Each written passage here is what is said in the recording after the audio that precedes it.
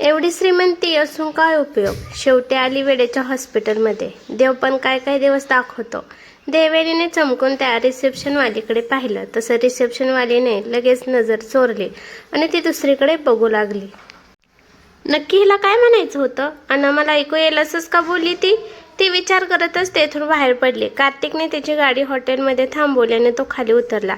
त्याने इकडे तिकडे पाहिलं ना मग आतमध्ये आला. तेवढ्यात त्याचा फोन वाजला. स्क्रीनवर राजवाडे नाव पाहून त्याने इकडे तिकडे पाहिलं तर रेस्टॉरंटच्या एका कोपऱ्यात राजवाडे त्याच्याकडे बघून हात हलवत होता. कार्तिकने फोन कट केला ना त्याच्याजवळ गेला. आपण आतमध्ये जाऊया, कार्तिक बोलला आणि त्याला एका केबिनमध्ये घेऊन गेला. वेटरने त्यांच्यासाठी ज्यूस आणून दिला. मग कार्तिकने त्याला पुन्हा आत येऊ नको असे सांगत दरवाजा बंद करून घेतला.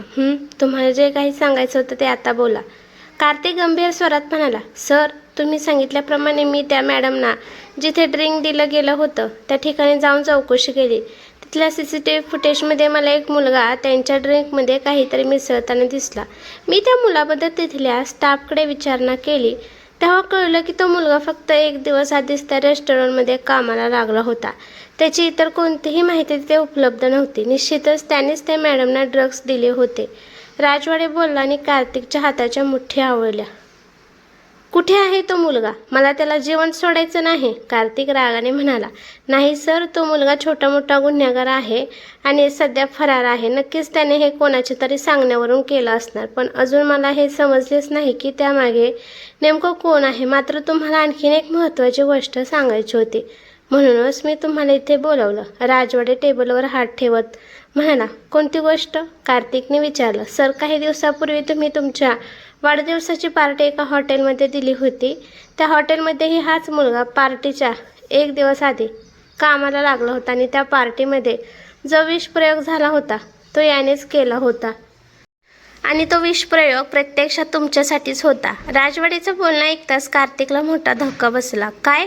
म्हणजे तो विषप्रयोग माझ्यावर करण्यात आला होता? कार्तिकने आश्चर्याने विचारलं. हो सर, त्या रात्री ते विष तुमच्यासाठीच होतं, पण तुमचं ताट बदललं गेलं आणि चुकून दुसऱ्या वेटरने ते दुसऱ्यालाच दिलं. नाहीतर त्या रात्री तुम्हालाच ते विष देण्याचा प्लॅन होता, राजवाडे म्हणाला. कार्तिकला जबरदस्त धक्का बसला होता.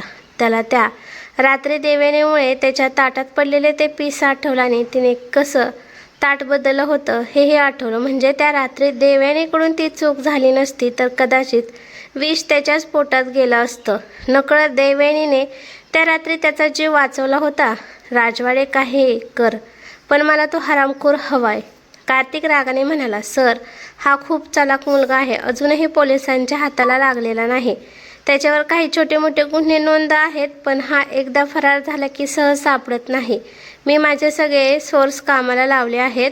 आशा आहे लवकरच तो सापडेल, पण तोपर्यंत तुम्ही आणि त्या मॅडमने योग्य ती काळजी घ्यायला हवी, कारण तुमचा दोघांचाही शत्रू कदाचित एकच असू शकतो, राजवाडे गंभीरपणे म्हणाला. कार्तिकलाही त्याचं म्हणणं पटलं. कदाचित त्याच्यामुळेच देवेनीला टार्गेट केलं गेलं असावं असं त्याला वाटलं. आता यापुढे देवेनीला एकटं सोडणं योग्य नव्हतं.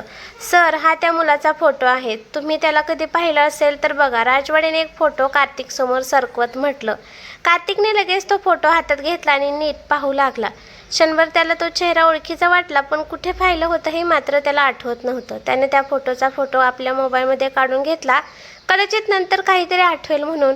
याचं नाव काय आहे? कार्तिकने विचारलं. सगळे याला दीपू म्हणतात, पण खरं नाव अजून कोणालाही माहिती नाही. ओके, लवकरात लवकर याचा शोध घ्या, कार्तिक फोटो परत देत म्हणाला. ओके सर, पण मला वाटतं तुम्ही त्या मॅडमची जास्त काळजी घ्या, कारण जो कोणी आहे तो पुन्हा असा प्रयत्न करू शकतो. लगेच नाही, पण कधी ना कधी नक्कीच करेल. तो सापडेपर्यंत त्या मॅडमना एकटं सोडू नका. मला माहिती आहे. धन्यवाद, कार्तिक म्हणाला आणि राजवाडेला एक चेक देऊन तेथून बाहेर पडला. रस्त्यावर त्याच्या डोळ्यासमोर त्या मुलाचा फोटो फिरत होता. साधारण 25ला तो मुलगा त्याने कुठेतरी नक्की पाहिला होता, पण कितीही प्रयत्न केला तरी त्याला आठवत नव्हतं की नेमकं कुठे. शेवटी त्याने तो विचार बाजूला सारला आणि आता देवेनीला कसं सुरक्षित ठेवायचं याचा विचार करू लागला. जोपर्यंत आजोबा घरी आहेत तोपर्यंत देवेनी घराबाहेर जाणार नव्हती, पण त्यानंतर तिला कसं सुरक्षित ठेवायचं याचा तो मनातच प्लॅन करू लागला. तेवढ्यात त्याला आठवलं की आज देवेनी हॉस्पिटलमध्ये रामला भेटायला गेलेली होती. त्याने लगेच गाडीला ब्रेक मारला, U-टर्न घेतला आणि गाडी हॉस्पिटलकडे वळवली. थोड्याच वेळात तो हॉस्पिटलसमोर उभा होता. समोरचा बोर्ड पाहून क्षणभर त्याच्या मनात विचित्र अस्वस्थता निर्माण झाली, पण त्याने लगेच नजर वळवली आणि देवयानीचा नंबर डायल केला. 2-3 रिंगमध्येच फोन उचलला गेला. हॅलो देवयानी, कार्तिकने आवाज दिला. Yes sir. समोरून थोडा घाबरलेला आवाज आला आणि कार्तिकच्या हृदयाचा ठोका चुकला. तू ठीक आहेस ना? त्याने लगेच काळजीने विचारलं. हो सर, मी ठीक आहे. पलीकडून उत्तर आलं. ओके, मी बाहेरच आहे, इथे ये. तो म्हणाला. खरं तर अजून रामची भेट झाली नाही, मी त्यालाच भेटायला चालले आहे. देवयानी म्हणाली. काय? पण तुला जाऊन इतका वेळ झाला, अजून भेट का नाही झाली? कार्तिकने आश्चर्याने विचारलं. ते डॉक्टर त्यांना ऑब्झर्वेशनमध्ये ठेवले होते, आता ते बाहेर येतील. देवयानी म्हणाली. ओके, मी थांबतो. कार्तिक म्हणाला. सर, मला वेळ लागेल, तुम्हाला उगाच त्रास होईल. देवयानी संकोचाने म्हणाली. मी सांगितलं ना मी थांबतो. तो ठाम आवाजात म्हणाला. ओके, मग तुम्ही आतमध्ये येता का? रामलाही तुम्हाला पाहून बरं वाटेल, देवयानी म्हणाली. पण हॉस्पिटल हा शब्द ऐकताच कार्तिकच्या मनात बेचैनी उसळली. नाही, मी आत येणार नाही, तो पटकन म्हणाला आणि लगेच फोन कट केला. त्याने अस्वस्थपणे केसातून हात फिरवला आणि पुन्हा गाडीत जाऊन बसला. आता त्याची एका हाताची बोटं सतत हलत होती. त्याच्या मनातील अस्वस्थता स्पष्ट दिसत होती. राहून राहून त्याचं लक्ष समोरच्या बोर्डकडे जात होतं. शेवटी वैतागून त्याने मागच्या सीटवरचा लॅपटॉप घेतला आणि स्वतःच्या कामात गुंतवून घेतलं. बराच वेळ गेल्यावर त्याने आळस देत घड्याळात पाहिलं. तो येऊन जवळजवळ 1 तास झाला होता आणि या मॅडमचा अजूनही काही पत्ता नव्हता. ही भाऊ बहीण जोडी एक दिवस माझा जीव घेईल. कार्तिकने सुस्कारा सोडला. तेवढ्यात त्याला देवयानी हॉस्पिटलच्या बाहेर एका स्टाफसोबत बोलताना दिसली. आता ही बाहेर येऊन स्टाफसोबत काय बोलते? कधी कधी ही मुलगी अगदी डिटेक्टिव्ह असल्यासारखी का वागते?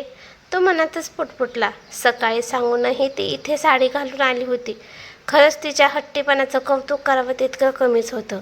कितीही त्रास झाला तरी ती स्वतःच्या मनाचंच करत होती. पण आज ती खूपच गोड दिसत होती. कार्तिकच्या ओठांवर नकळत हलकंसं हसू म्हटलं. तेवढ्या देवेने समोरून येताना दिसली. त्याने लगेच बटन दाबून तिच्यासाठी गाडीचा दरवाजा उघडला. आय एम सॉरी सर, खूप उशीर झाला ना?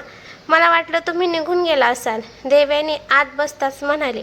कार्तिक काहीच बोलला नाही. त्याने शांतपणे गाडी सुरू केली. बापरे, खडूस, आजकाल इतका का बदलतोय हा? चक्कर रागवला नाही? काय बात आहे? आज मूड चांगला दिसतोय. आजच सगळी कामं करून घ्यायला हवीत. देवयानी मनातच विचार करत होते. तिने धीर एकवटला. सर, डाव्या बाजूला एक सरकारी हॉस्पिटल आहे, तिथे घेऊन जाल का? मला थोडं काम होतं.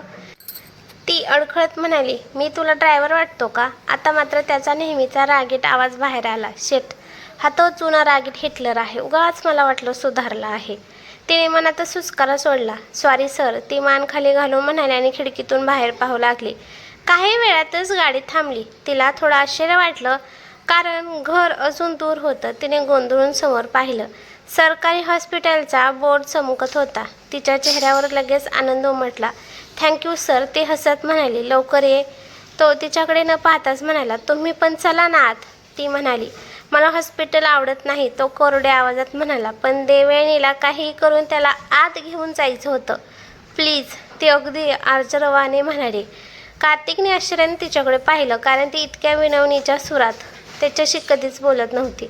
ओके, शेवटी तो म्हणाला. तिचं मन मोडावंसं त्याला वाटलं नाही. तिच्या डोळ्यात दुःख दिसणं त्याला सहन झालं नसतं. त्याने दरवाजा उघडला आणि बाहेर उतरला. इथे कोण आहे? त्याने विचारलं. चला ना आत, ती एवढंच म्हणाली. तो तिच्या मागोमाग आत गेला. ती त्याला एका जनरल वॉर्डमध्ये घेऊन आले. त्या वॉर्डवरचं नाव वाचताच त्याला थोडा धक्का बसला, कारण तो वॉर्ड कॅन्सर पेशंटचा होता.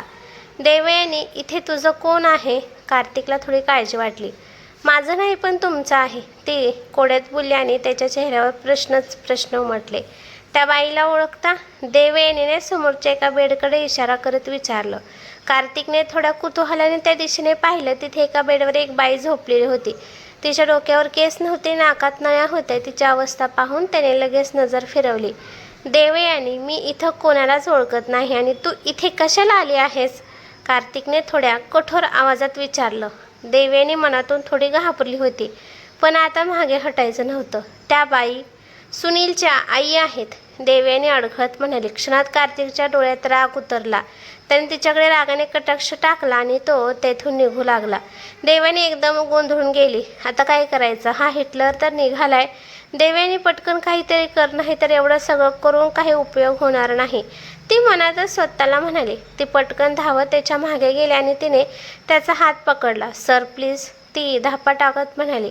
त्याने मागे वळून तिच्याकडे पाहिलं. अजूनही त्याच्या नजरेत राग होता. ती घाबरली होती, मग तिने त्याचा हात सोडला नाही. सर, तुम्ही चुकीचे आहात असं मी म्हणत नाही, पण चूक तर सुनीलने केली ना, मग यात त्याच्या आईचा काय दोष? त्या बघा कशा तडफडत आहेत. देवयानी डोळ्यात भाव आणत म्हणाली. देवयानी, त्या तडफडत आहेत यात माझा काय दोष? कार्तिकने उलट विचारलं. नाही, दोष तुमचा नाही, पण तुम्ही त्यांच्या एकुलत्या एका मुलाला जेलमध्ये टाकलं आणि म्हणून आज त्यांची ही अवस्था आहे. देवयानी घाबरत म्हणाली. ओहो, म्हणजे तुला असं म्हणायचं आहे की चूक माझीच आहे? सगळ्या गोष्टीसाठी मीच जबाबदार आहे, बरोबर? त्याने भयंकर रागात विचारलं. देवयानीचं हृदय जोरात धडधडू लागलं. क्षणभर तिला वाटलं हा समोरचा माणूस आपल्यावर ओरडेलही. नाही सर, मला तसं म्हणायचं नाही, पण त्यांच्याकडे बघा ना, त्यांचं कोणीच नाही. एक मुलगा होता, तोही जेलमध्ये आहे. त्यांची अवस्था किती वाईट झाली आहे. या वयात त्यांना एवढं सहन करावं लागतंय. त्यांच्या जागी आपले आईबाबा असते तर आपल्याला किती वाईट वाटलं असतं. देवयानी डोळ्यात पाणी आणत म्हणाले. तिच्या डोळ्यातलं पाणी पाहून त्याचा राग कुठच्या कुठे नाहीसा झाला. तू काय सगळ्या जगाची जबाबदारी घेतली आहेस का? आधी स्वतःच्या आयुष्यातले प्रॉब्लेम सोडव, मग जगाबद्दल विचार कर. तो शांतपणे म्हणाला. नाही सर, मी एवढी मोठी नाही आहे की लोकांचे प्रॉब्लेम सोडेन, पण तुम्ही तर करू शकता ना. मला माहिती आहे पैसे कमवायला खूप मेहनत लागते, पण कधीतरी ते दुसऱ्यांसाठी खर्च केले तर मनाला खूप शांती मिळते, असं माझी आई म्हणायची. ती शेवटचं वाक्य जरा ठामपणे म्हणाली. घरी जाऊया, गाडीत बस. आणि हो, बस झाला आता. पुढच्या वेळी त्या सुमनला भेटलीस तर तुला तुझी नोकरी सोडावी लागेल. तो तिच्या हातातून हात सोडवत कडक आवाजात म्हणाला. त्याच्या त्या शब्दांनी देवयानीचा चेहरा आणखीनच उतरला. ती चुपचाप गाडीमध्ये जाऊन बसली. उरली सुरली आशा मावली होती. कालच ती सुमनला भेटली होती. तिने ड्रिंकमध्ये ड्रग्स घातलं का विचारायला, तेव्हा सुमन तिला याच हॉस्पिटलमध्ये घेऊन आलेली. अन सुनीलच्या आईची अवस्था पाहून तिचं हृदय गलबललं होतं. तिने मनोमन त्यांना हेल्प करायचा निर्णय घेतला होता. त्यासाठीच तर आज कार्तिकला पाहून ती त्याला इथं घेऊन आलेली. एवढी मोठी रिस्क घेऊन ती त्याच्याशी त्या विषयावर बोलली होती, पण सगळंच व्यर्थ गेलं होतं. मुळात कार्तिक कोणाचंच ऐकत नाही हे पुन्हा एकदा देवयानीला पटलं होतं. तो एक राक्षस होता आणि राक्षसच राहणार. देवयानीने खिडकीतून बाहेर पाहत एक सुस्कारा सोडला. घरी पोहोचेपर्यंत ती त्याच्याशी काहीच बोलली नाही. घरी आल्यावर ती थेट गाडीतून उतरली आणि आत आली. पायऱ्या चढत वर जात असताना अचानक तिला काही आवाज ऐकू आले. तिच्या पावलांचा वेग आपोआप मंदावला. आज पुन्हा तिला झटका आला होता. कधी बरी होणार ती? हा आवाज मिसेस पाटील यांचा होता. देवयानीने लगेच ओळखलं. हे बघ, तू रडू नकोस, सगळं ठीक होईल. दुसरा आवाज मिस्टर पाटील यांचा होता. हे लोक कोणाबद्दल बोलत आहेत? विचार करतच देवयानी त्या आवाजाच्या दिशेने जाऊ लागली, पण तेवढ्यात कार्तिकच्या बुटांचा आवाज ऐकू आला आणि ती लगेच मागे फिरली. ती धावतच तिच्या रूममध्ये आली. रूममध्ये जाऊन ती तशीच बेडवर पडली. हुश, कार्तिक पाटील कोणाचं ऐकणार नाही हे माहिती असूनही मी त्याच्याशी बोलायला गेले आणि शेवटी तोंडावर पडले. नशीब त्याने मला घरातून हाकलून दिलं नाही, पण आता त्या सुनीलच्या आईचं काय होणार? विचार करूनच देवयानीला वाईट वाटलं. तेवढ्यात तिच्या मनात एक विचार चमकून गेला. तिने लगेच मोबाईल घेतला आणि कॅन्सर पेशंटसाठी मदत करणाऱ्या NGOला शोधायला सुरुवात केली. बराच शोध घेतल्यानंतर तिने 2-3 NGOचे कॉन्टॅक्ट डिटेल्स लिहून घेतले. ते लोक मदत करतील की नाही याची तिला खात्री नव्हती, पण प्रयत्नाशी परमेश्वर म्हणून तिने प्रयत्न करायचं ठरवलं. मग तिने सुमनला फोन लावला. काल तिने मदत करेन असं सांगितलं होतं. कदाचित हे NGO काहीतरी मदत करतील अशी देवयानीला आशा होती. 4-5 रिंगनंतर फोन उचलला गेला. हॅलो सुमन, देवयानी बोलते. देवयानी म्हणाले. हो बोल. सुमनचा आवाज आला. ते सुनीलच्या आईसाठी मी. देवयानी पुढे काही बोलणार तेवढ्या सुमनचं उत्साहाने बोलली. अगं, आताच थोड्या वेळापूर्वी हॉस्पिटलमधून फोन आला होता. आईच्या ट्रीटमेंटसाठी कोणीतरी मोठ्या माणसाने डोनेशन दिलं आहे. आजच त्यांना चांगल्या हॉस्पिटलमध्ये शिफ्ट करत आहेत. कदाचित उद्यापासून त्यांची ट्रीटमेंट सुरू होईल. सुमनचा आनंदी आवाज ऐकून देवयानी एकदम शॉक झाली. कोणी डोनेशन दिलं? तिने गोंधळून विचारलं. ते नाव सांगत नाहीत, पण ज्याने दिलं तो खूप मोठा माणूस असावा, कारण सर्जरीसुद्धा करणार आहेत आणि तीही एका मोठ्या सर्जनकडून. सुमन म्हणाली, ओके. देवयानी हळू आवाजात म्हणाली, देवयानी थँक्यू, तू माझ्यावर विश्वास ठेवला आणि मदत करण्याचा प्रयत्नही केलास. कदाचित तुझी प्रार्थना कामी आली. उद्या मी सुनीलला भेटायला जाणार आहे, त्याला हे ऐकून खूप आनंद होईल. सुमन समाधानाने म्हणाली, ओके बाय. देवयानी म्हणाली आणि तिने फोन ठेवला. एवढ्या लवकर डोनेशन कोणी दिलं असेल? कार्तिकने. पण तिथे तर तो खूप रागात होता. आणि मग आजचं डोनेशन कसं मिळालं? कार्तिक तेथून निघून गेल्यावर नक्कीच त्यानेच हे केलं असेल. देवयानीच्या ओठांवर नकळत हलकंसं हसू म्हटलं, म्हणजे तो मनाने खरंच खूप चांगला आहे. आपण जाऊन विचारावं का त्याला? विचार करतच ती उठली आणि बाहेर आली. तिने कार्तिकच्या रूममध्ये डोकावून पाहिलं, पण तो तिथे नव्हता. आता हा कुठे गेला? ती विचार करतच पुढे आली. समोर एक नोकर साफसफाई करत होता. भाऊ, सर कुठे गेले? तिने विचारलं. सर बाहेर स्विमिंग टँकजवळ काम करत बसले आहेत. नोकर म्हणाला, ओके थँक्स. देवयानी म्हणाले आणि स्विमिंग टँकजवळ आले. खरं स्विमिंग टँकच्या कडेला कार्तिक लॅपटॉप घेऊन काम करत बसला होता. ती थोडी घाबरतच त्याच्यासमोर जाऊन उभी राहिली. त्याचवेळी नर्स आजोबांची व्हीलचेअर ढकलत तिकडेच येत होती. देवयानी आणि कार्तिकला तिथे पाहून आजोबांनी तिला थांबायला सांगितलं. त्यांना देवयानी घाबरत कार्तिकशी काहीतरी बोलत असल्यासारखं वाटत होतं. काय रे हे? माझी सून गुलाबाच्या फुलासारखी नाजूक आणि हा एकदम राकट बटाटा. तिला काहीच भाव देत नाही बिचारी माझी सून. मलाच काहीतरी करावं लागेल. आजोबा देवयानीच्या गोंधळलेल्या चेहऱ्याकडे पाहत म्हणाले, ए नर्स, इकडे ये जरा. आजोबा म्हणाले. नर्स त्यांच्यासमोर येऊन उभी राहिली. तू जा आणि त्या माझ्या सुनेला हलकासा धक्का मार, पण असा की ती त्या उर्मट बटाट्यावर जाऊन पडली पाहिजे आणि दोघे थेट पाण्यात गेले पाहिजे, कळलं? आजोबा मिसीलपणे म्हणाले. नर्सचे डोळे विस्पारले. पण सर, ती कार्तिककडे पाहत घाबरत म्हणाली, कसलं पण बिन नाही. तू माझ्यासाठी इथे आहेस ना? मग मी सांगतो ते कर, नाही तर पगार नाही. आजोबा बनावटी रागात म्हणाले, ओके सर, पण ते सर ओरडणार नाहीत ना? नर्सने घाबरत कार्तिककडे पाहिलं. अगं, मी त्याच्या बापाचाही बाप आहे. तो काय ओरडणार? जा तू निर्धास्त. आजोबा हसत म्हणाले. नर्सने भीतीने आवंठा गेला आणि त्या दोघांकडे जाऊ लागली. इकडे देवयानी कार्तिकसमोर उभी होती आणि कार्तिक वैतागून तिच्याकडे पाहत होता. देवयानी, जे काही बोलायचं असेल ते पटकन बोल. 5 मिनिट झाली, तू फक्त येऊन उभी आहेस. तुला काम नसेल, पण मला आहे.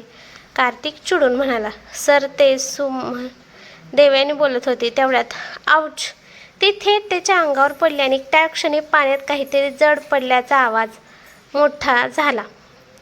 देवयानीला क्षणभर काहीच समजलं नाही, पण नाकातोंडात पाणी जाऊ लागल्यावर ती घाबरून हातपाय हलवू लागली.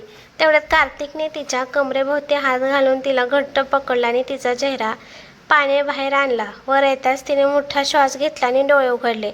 समोर कार्तिक तिलाच पाहत होता. तू ठीक आहेस ना? त्याने तिच्या कपाळावर चिकटलेले केस अलगद मागे सारत विचारलं. त्याच्या बोटांच्या त्या हलक्या स्पर्शाने ती आधी शहारली होती. आता तर तिच्या अंगावर काटाच आला. हो, मी ठीक आहे, ती नजर खाली करत कसंबसं म्हणाली. त्याचा एक हात अजूनही तिच्या कमरेवर होता आणि तिने त्याचा शोध घट्ट पकडला होता. त्याने तिला अजून थोडं जवळ ओढलं तशी ती दचकली आणि त्याच्याकडे पाहू लागली. तो तिच्या अगदी जवळ आला आणि तिच्या कानाच्या पाळीला हलकासा स्पर्श करत कुजबुजला. नर्सने तुला धक्का दिला. माझ्या आजोबांच्या सांगण्यावरून त्याच्या त्या स्पर्शाने तिच्या अंगातून विजेचा झटका गेल्यासारखं झालं. तिचे डोळे आपोआप मिटले आणि त्याच्या शर्टवरील तिची पकड अजून घट्ट झाली. हे आहे का नाही मी लव गुरु? आजोबा दुरून हसत म्हणाले. नर्सही गालातल्या गालात हसू लागली. सर, तुम्ही लव गुरु नाही, तुम्ही तर रोमांस गुरु आहात. नर्स लाजत म्हणाली. चल चल, आपल्या नातवाचा रोमांस इतका उघडपणे बघायचा नसतो. आजोबा हसत म्हणाले आणि नर्स त्यांची व्हीलचेअर ढकलत आत घेऊन गेली. इकडे देवयानी अजूनही शहारत होती, कारण ती अजूनही त्याच्या मिठीत होती. कार्तिक तिच्याकडेच पाहत होता. तिचा चेहरा लाल झाला होता. गुलाबी ओठ थरथरत होते. क्षणभर त्याला तिच्या त्या ओठांवर ओठ ठेवावे तसे तीव्रतेने वाटलं. त्याने आजोबांच्या दिशेने पाहिलं. ते तेथून गेले होते. गेले का? देवयानीने डोळ्याने मिटूनच विचारलं. नाही अजून, तो मुद्दाम म्हणाला आणि त्या क्षणी त्याने ती पूर्ण शहारली. तिच्या पोटातून हजारो फुलपाखरं उडू लागली. तिच्या अंगावर उठलेला काटा त्यालाही स्पष्ट दिसत होता. तिचा तो लाजलेला चेहरा आणि थरथरणारे ओठ पाहून तो हलकासा हसला. आता गेले, तो तिच्या कानात हळूच म्हणाला. ती लगेच त्याच्यापासून थोडी दूर झाली. वेट, तो म्हणाला आणि तिला उचलून स्विमिंग टँकच्या कठड्यावर बसवलं. तिची साडी पूर्ण भिजून अंगाला चिकटली होती. ती लाजतच उठली आणि आत पळाली. रूममध्ये पोहोचताच तिने छातीवर हात ठेवला आणि जोरात श्वास घेऊ लागली. बापरे देवयानी, पुन्हा त्याच्या त्या फुलपाखरांनी हल्ला केला. किती धोकादायक आहेत ती. मी माझीच राहत नाहीत. ती आरशात स्वतःकडे पाहत पुटपुटली. नक्कीच हे काहीतरी वेगळं आहे. कदाचित प्रेम. त्या विचारानेच ती पुन्हा शहारली. पण यावेळी त्या भावनेत भीती जास्त होती. खरंच आपण कार्तिकच्या प्रेमात पडलोय का? नाही नाही, असं होऊ शकत नाही. त्याच्या प्रेमात पडले तर आपल्या आयुष्याचं काय होईल? त्याला तर लग्नच करायचं नाही. ती स्वतःशीच बोलत होती. पण आपण तरी कुठे लग्न करणार आहोत? रामसाठी आपणही तर लग्न नाकारत आहोत. मग प्रेम केलं तर काय हरकत आहे? विचारांच्या गोंधळात ती वॉशरूममध्ये गेली, कपडे बदलले आणि बाहेर आली. पण मनातले विचार काही संपत नव्हते. प्रेम किती सुंदर शब्द आहे आणि त्याच्या भावना किती सुंदर आहेत. पण नाही, कार्तिकवर आपण प्रेम करू शकत नाही. हा फक्त भास आहे. कदाचित तो जसा आपल्याला आवडतो तसाच आपल्यालाही तो आवडतोय. पण हे प्रेम नाही. नाही आहे प्रेम. तिने एक खोल श्वास घेतला आणि बेडवर पडली. तिला पहिल्यांदाच तो भेटला होता तेव्हापासूनचे सगळे क्षण आठवू लागले. प्रत्येक भेटीत एक ओढ होती. त्याच्याबद्दल काहीतरी खास भावना होती. पण ती अजूनही मान्य करायला तयार नव्हती की ते प्रेम आहे. आज देवयानीने तिचं काम लवकर आवरलं आणि ऑफिसमधून थोडं आधीच बाहेर पडली. जेव्हापासून तिला स्वतःच्या प्रेमाची जाणीव होऊ लागली होती तेव्हापासून ती कार्तिकपासून जाणीवपूर्वक दूर राहू लागली होती. शक्यतो त्याला टाळण्याचा प्रयत्न करत होती. आजोबांचं ऑपरेशन लवकर व्हावं अशी ती मनोमन प्रार्थना करत होती. म्हणूनच आज ती कार्तिकला न सांगताच ऑफिसमधून बाहेर पडली. रस्त्यावर ऑटोसाठी थांबली असताना देखील तिच्या मनात कार्तिकचेच विचार सुरू होते. कितीही नाही म्हटलं तरी त्याचे विचार तिच्या मनातून जात नव्हते आणि म्हणूनच आता तिला भीती वाटू लागली होती. मॅडम, कुठे जायचं? रिक्षावाल्याच्या आवाजाने ती भानावर आली. ती रिक्षात बसली आणि पत्ता सांगितला. थोड्याच वेळाने तिला जाणवलं की रिक्षा चुकीच्या रस्त्याने जात आहे. बाहेर पूर्ण ओसाड परिसर दिसत होता. भैया, तुम्ही चुकीच्या रस्त्याने जात आहात. प्लीज रिक्षा थांबवा, ती घाबरत म्हणाली. नाही मॅडम, रस्ता अगदी बरोबर आहे. रिक्षावाला समोरच्या आरशातून विचित्र नजरेने तिच्याकडे पाहत म्हणाला. भैया, रिक्षा थांबवा, नाहीतर मी पोलिसांना फोन करेन. देवयानीने फोन हातात घेत धीराने म्हटलं. अरे मॅडम, एवढी काय घाई आहे? असं म्हणत त्याने रिक्षा थांबवली. देवयानी जवळजवळ उडी मारून खाली उतरली. पण समोरचे दृश्य पाहून ती पूर्ण हादरली. कारण त्यांच्या रिक्षाच्या मागे अजून एक रिक्षा उभी होती आणि त्यातून राज बाहेर येत होता. देवयानीने घाबरून एकदा रिक्षावाल्याकडे आणि मग राजकडे पाहिलं. दोघेही कुटील नजरेने तिच्याकडे पाहत होते. ती लगेच मागे वळली आणि जीवाच्या आकांताने पळू लागली.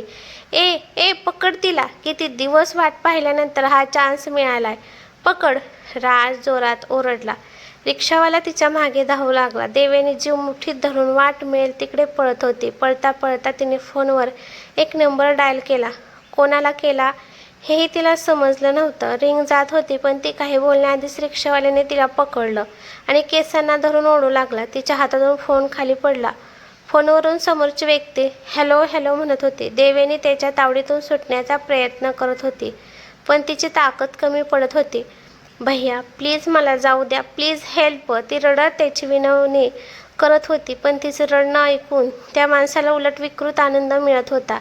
घ्या तुमची पीटी उषा. पळवून पळवून जीव काढला.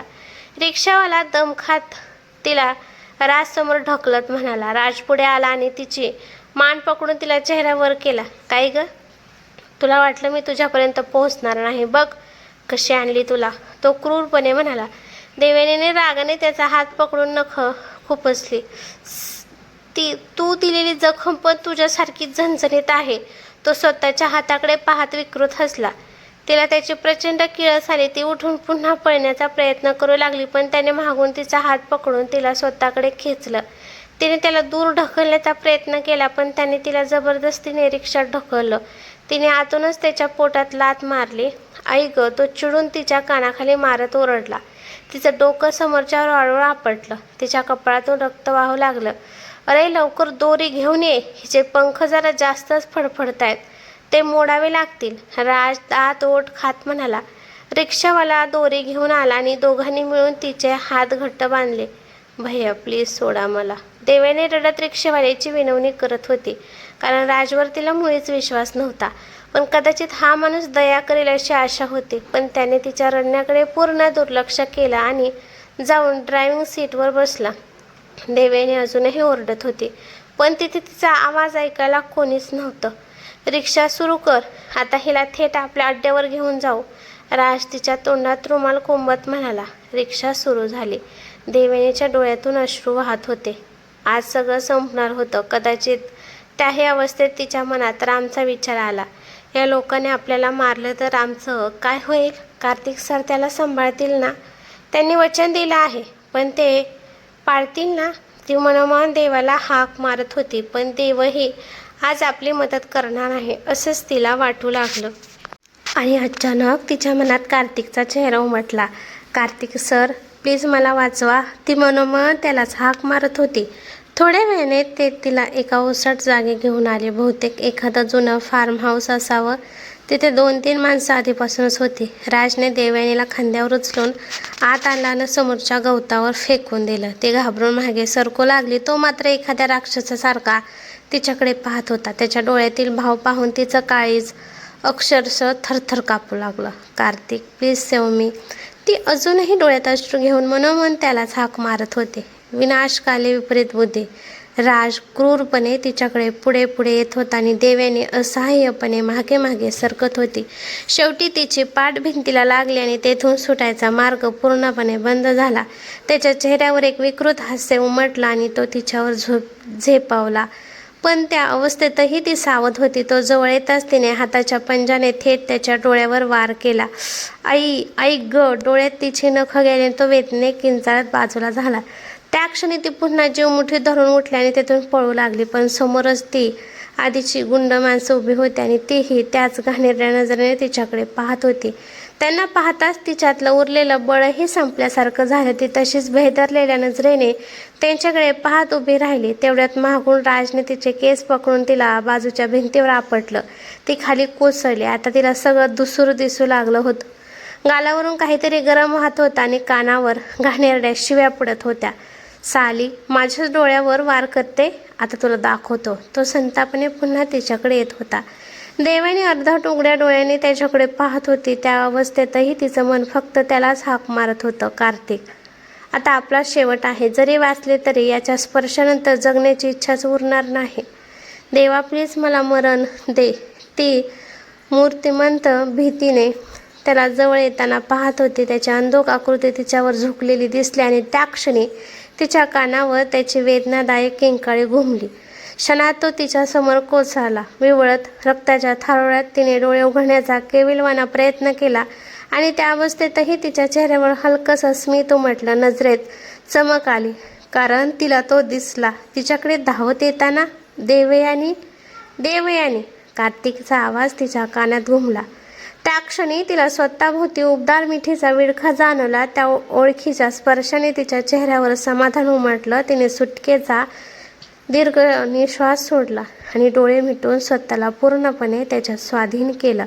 अजूनही आसपासचा गोंधळ तिच्या कानावर पडत होता, पण तो आवाज हळूहळू दूर जात गेला. देवयानीला आता थोडी थोडी शुद्ध येत होती, पण अजूनही तिचे डोळे मिटलेले होते. डोकं जड झालेलं. तरीही तिच्या कानावर काही आवाज स्पष्ट पडत होते. स्टुपिड! किती वेळ झाला, अजून तिला शुद्ध का आली नाही? तूच म्हणाला होतास ना की ती शुद्धीवर येईल. आता जवळजवळ मध्यरात्र झाली आहे, अजून कधी शुद्धीवर येणार? कार्तिकचा रागीट आवाज तिने लगेच ओळखला. कूल डाऊन यार, मी डॉक्टर आहे, देव नाही की तुला अचूक वेळ सांगू शकेल. अरे जा ना, थोडा झोप. पहाट व्हायला आली आणि तू अजूनही तिच्या भोवती फेऱ्या मारतोस. मला पण झोपू दिलं नाहीस आणि स्वतःही झोपला नाहीस. खरंच तुझे पाय दुखत नाहीत का? बाबा पाया पडतो तुझ्या. येईल रे ती शुद्धीवर. डोक्याला फक्त जबर मार लागलाय. मला तर आता तुझीच काळजी वाटते, दुसरा आवाज म्हणाला. देवयानीने डोळे उघडण्याचा प्रयत्न केला. हळूहळू तिचे डोळे किंचित उघडले. ए कार्तिक, ती बघ. बहुतेक जागी झाली. तोच आवाज पुन्हा आला. त्याच वेळी तिच्या शेजारची खुर्ची थोडी खाली दाबली गेल्याचं तिला जाणवलं. तिने किलकिले डोळे उघडून पाहिलं. कार्तिकचा दुसूर चेहरा तिच्यासमोर दिसत होता. देवयानी, तू ठीक आहेस ना? त्याच्या काळजीने भरलेला आवाज तिच्या कानावर पडला. तिने थोडा आणखीन जोर लावून डोळे पूर्ण उघडले. खरंच कार्तिक तिच्या शेजारी बसला होता. त्याला इतक्या जवळ पाहून तिला त्या अवस्थेतही शांत वाटलं आणि तिला शुद्धीवर आलेलं पाहून त्याने सुटकेचा निश्वास सोडला. बरं, आता मी जाऊ का? मला खूप झोप आली आहे, रवी आळस देत म्हणाला. Gate out. कार्तिक त्याच्याकडे पाहत म्हणाला. गरज सरो आणि वैद्य मरो, हे कोणी म्हटलंय ना? अगदी तंतोतंत लागू होतंय. रवी मान हलवत म्हणाला. काय गरज आणि काय वैद्य? कार्तिक वैतागून म्हणाला. काही नाही, मी जातो. तो दरवाजाकडे जात म्हणाला. हॉस्पिटलमध्ये झोप. जर तिची गरज पडली तर तू इथेच पाहिजे. कार्तिकचा मागून आवाज आला. ओके बडी. रवी डोळे चोळत म्हणाला आणि बाहेर निघून गेला. आता कार्तिकने पुन्हा देवयानीकडे पाहिलं. ती शांतपणे त्यालाच पाहत होती. देवयानी, त्याने हळुवार हाक मारली. हो सर, ती तीक्ष्ण आवाजात म्हणाली. तू ठीक आहेस ना? त्याने काळजीने विचारलं. तिने डोळ्यांनीच होकार दिला.